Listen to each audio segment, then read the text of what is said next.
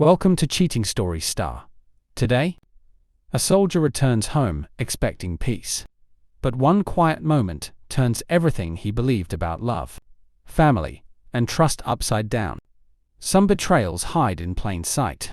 Here's the story. My name is Adrian. People think soldiers fear bullets. They don't.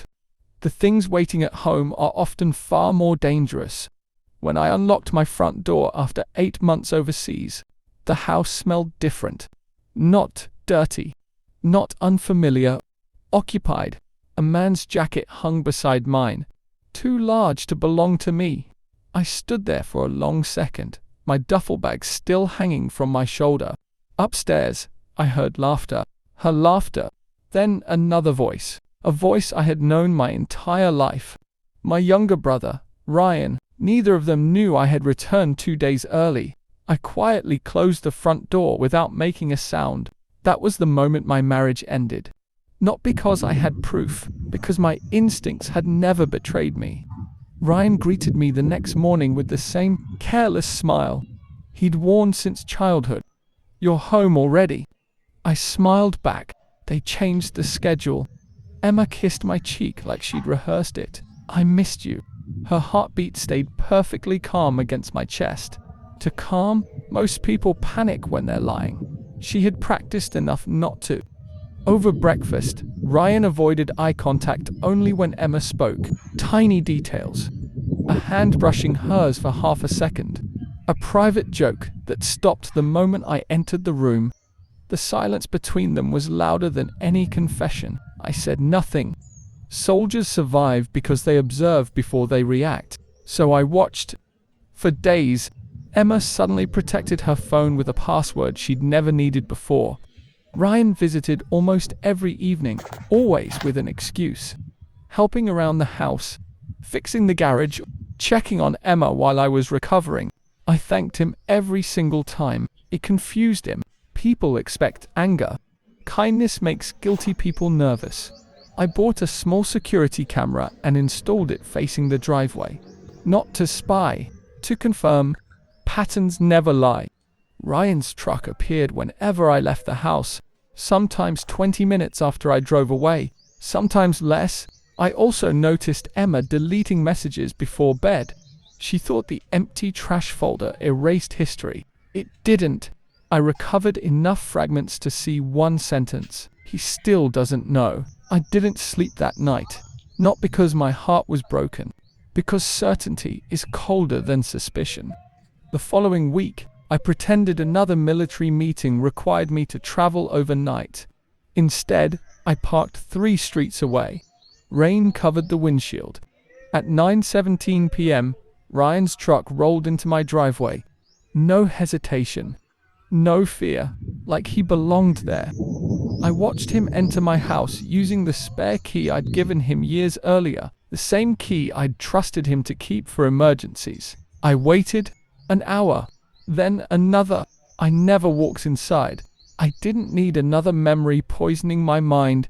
The cameras inside the living room installed that afternoon while Emma was shopping would tell me everything. When morning came, I collected the recordings. No shouting, no guessing, only truth. The video lasted 43 minutes. I watched every second. Ryan wrapped his arms around my wife before the front door had fully closed. She kissed him first. They laughed about how close they had come to being caught. Emma whispered words that echoed inside my head long after the screen went black. "He trusts us too much." I replayed that sentence more than the kiss. Trust.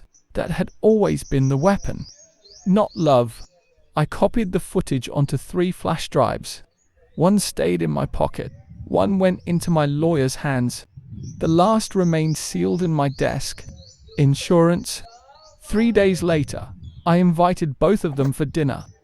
Ryan arrived, smiling. Emma poured wine. Neither noticed the divorce papers beneath the folder on the table. After dessert, I slid the folder toward Emma. She frowned. "What is this?" "Open it." The color drained from her face. Ryan leaned closer.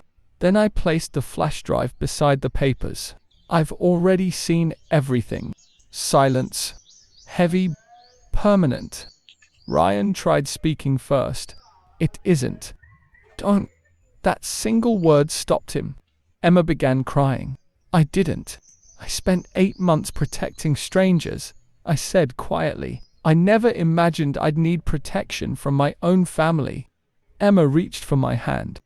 I pulled it away, not dramatically, simply because it no longer belonged there. Ryan apologized. Again and again. Every apology sounded like it was meant to make him feel lighter, not me. I forgave you both yesterday, I said. They looked confused. Forgiveness isn't permission to stay. I stood, picked up my car keys, and walked toward the door. The lawyer already has everything. Ryan whispered my name. I never turned around. Some betrayals deserve screaming. Others deserve silence. Silence lasts longer. Months have passed since that night. The divorce is final. Ryan no longer speaks to most of our family. Not because I exposed him with anger, because I exposed him with evidence. People eventually reveal themselves. You only have to stop interrupting them. Sometimes, I still think about the man who left home believing loyalty waited for him. He never came back. Someone colder returned instead. Stronger. Not because betrayal destroyed me, because it taught me the value of walking away before hatred takes your place. I lost a wife. I lost a brother, but they lost the only man who ever trusted them without question. And that's a loss they'll carry far longer than I ever will.